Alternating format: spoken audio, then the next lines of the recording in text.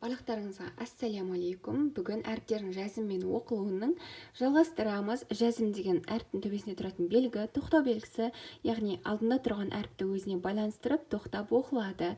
Біз алдыңғы сабақта тек бір әріппен ғана оқылуын өттік қой. Бұл жерде басқа да ситуациялар, басқа әріптермен оқылуын өтеміз. Ал бисмиллах, бастайық. Мысал жүзіне түсінікті болады, иншалла. Ән, міне нунның төбесінде тұр. Ән. Ләм, ләм. Қул, хүм, мин, ин, из, ән. Ләкүм, ләхүм. Мим әрпін таныдыңыздар, я? Әнтум. Фәхүм.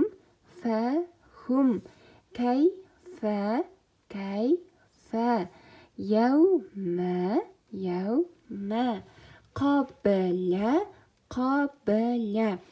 Алдыңғы сабақта қалқалы әріптерін ұмытпаймыз. Ұрылып оқылатын әріптің ішінде бәрібі бар. Қабля. Қопля демейміз. Ұрып оқимыз. Бәрдә. Әңзәлә. Әрусәлә. Әңзәра. Әхроджа. Күнтум.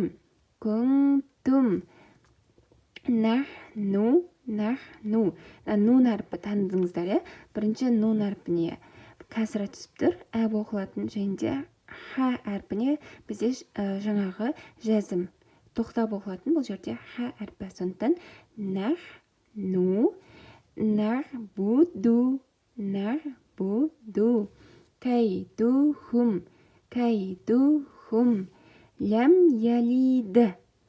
Қалқалы әріпі, дә әріпі, дәл әріпі ұмытпаймыз. Ләм ялиді.